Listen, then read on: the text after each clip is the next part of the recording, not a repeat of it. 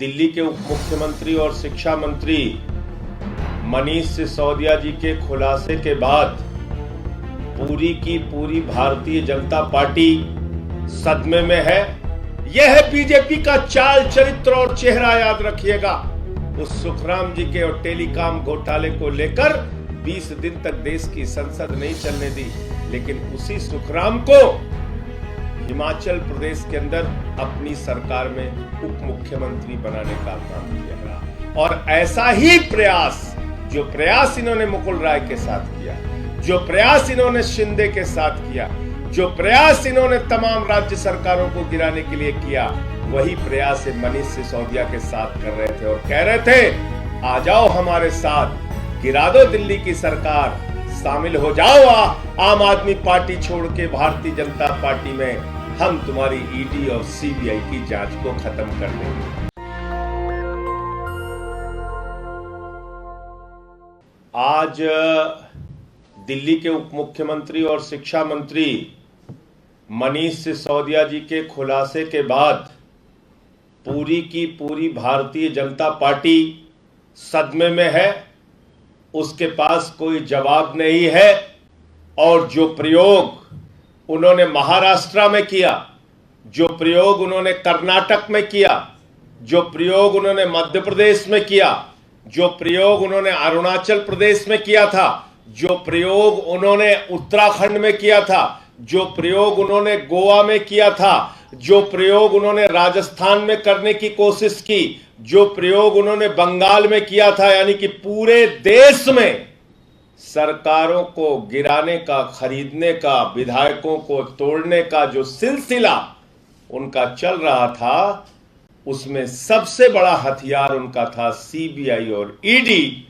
वही प्रयोग वो दिल्ली में करना चाहते थे और वो प्रयोग पूरी तरीके से फेल साबित हुआ, इसलिए कि जिस मनीष सिसोदिया को उन्होंने तोड़ने की कोशिश की, जिस मनीष सिसोदिया के जरिए उन्होंने दिल्ली की सरकार में तोड़फोड़ करने का प्रयास किया और यह कहा कि साथ आ जाओ, तो जैसे सबकी ईडी सीबीआई खत्म, तुम्हारी भी ईडी सीबीआई खत्म हो जाएगी। मनीष सिसोदिया ने साफ कह दिया, हम महाराणा प्रताप के वंशज हैं, ऐसे टूटने और भागने वाले नहीं है, हम तुमसे लड़ेंगे और तुम्हारी एक एक कार्रवाई का जवाब देंगे। और ये बात मैं क्यों कह रहा हूं? क्योंकि ये वही भारतीय जनता पार्टी है।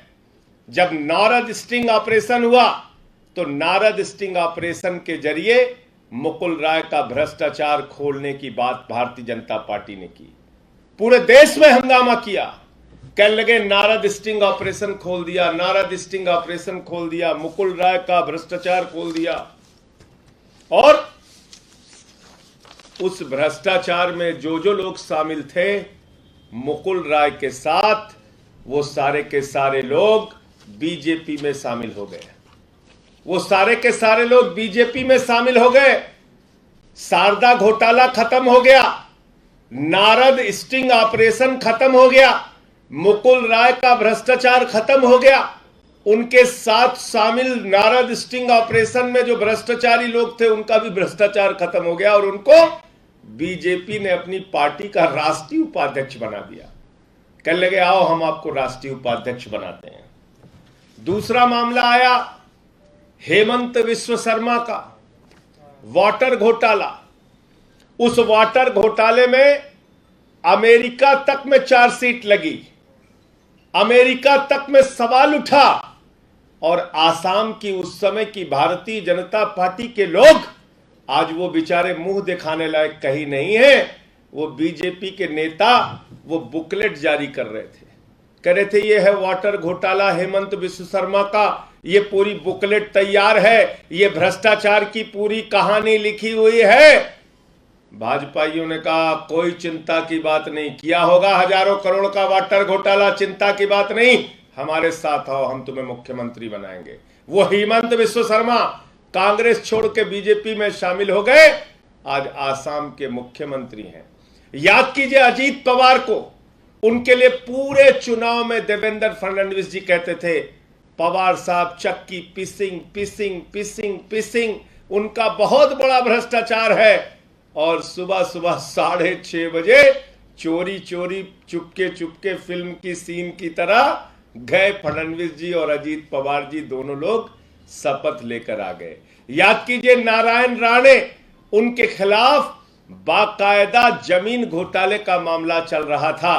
उनको अपने साथ तोड़ के लाए, उनकी पार्टी का विलय कर लिया और उनको पहले राज्यसभा का सांसद बनाया और फिर देश का मंत्री बना दिया।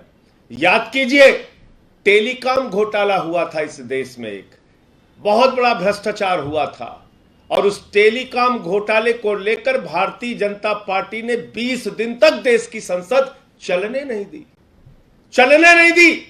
यह है बीजेपी का चाल, चरित्र और चेहरा, याद रखिएगा। उस सुखराम जी के और टेलीकॉम घोटाले को लेकर 20 दिन तक देश की संसद नहीं चलने दी, लेकिन उसी सुखराम को हिमाचल प्रदेश के अंदर अपनी सरकार में उप मुख्यमंत्री बनाने का काम किया। तो जो लोग भारतीय जनता पार्टी के साथ आ जाते हैं वो तुरंत ईमानदार हो जाते हैं, उनकी ईडी की जांच बंद हो जाती है, उनकी सीबीआई की जांच बंद हो जाती है, उनका भ्रष्टाचार ठंडे बस्ते में डाल दिया जाता है। याद कीजिए, येदियुरप्पा, हजारों करोड़ का माइनिंग घोटाला हुआ, भ्रष्टाचार में फंसे, उनको निकाल के बाहर कर दिया गया, फिर बाद में उनको लाकर मुख्यमंत्री बना दिया गया। याद कीजिए, व्यापम घोटाला, शिवराज सिंह जी की सरकार सिर्फ फंसी ही नहीं, कई लोगों ने आत्महत्या की उस व्यापम घोटाले को लेके।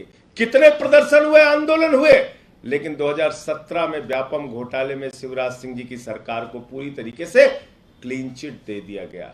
तो मेरा सवाल है आज भाजपाइयों से कि जिस संजय राठौड़ के लिए तुमने अनशन किया था, आंदोलन किया था, महाराष्ट्र के उप मुख्यमंत्री देवेंद्र फडणवीस जी ने कहा था मैं आत्महत्या कर लूंगा अगर इस संजय राठौड़ को नहीं निकालोगे, इसके ऊपर तो तमाम आरोप हैं।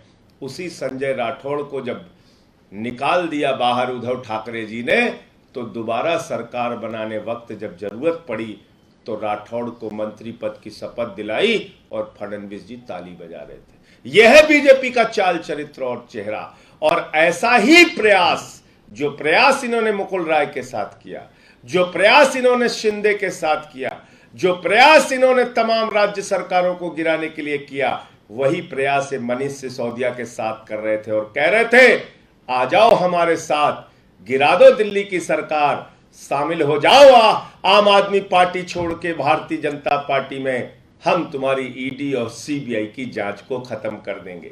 लेकिन उनको मालूम नहीं है ये आंदोलन के कोख से निकली हुई पार्टी है। यहां ऐसे भाजपाइयों के प्रयास कभी सफल होने वाले नहीं है। एक बार किया था इनके एक नेता ने प्रयास किया था और उस नेता के प्रयास में हमारे एक विधायक दिनेश मोहनिया ने खुद ही उसका स्टिंग ऑपरेशन कर लिया था, बीजेपी वाले नेता के, जो पैसे देने की बात कह रहा था, पद देने की बात कह रहा था। तो ये आम आदमी पार्टी के नेता है, ये टूटने वाले नहीं है, ये तुम्हारी किसी भी बंदर घुड़की में फंसने वाले नहीं है। और इसलिए इस प्रकार का प्रयास मत करो। तुम्हारी फर्जी और झूठी कार्रवाइयों को पूरा देश देख रहा है और समय आने पर जवाब देगा। नेशनल दस्तक की आपसे गुजारिश है कि अगर इसको बचाना चाहते हैं तो नेशनल दस्तक को सब्सक्राइब करने के लिए रेड कलर के सब्सक्राइब बटन को दबाएं, फिर बेल आइकन की घंटी दबाएं। नेशनल दस्तक को बचाने के लिए बहुत जरूरी है कि हर खबर को शेयर करें, लाइक करें, कमेंट जरूर करें।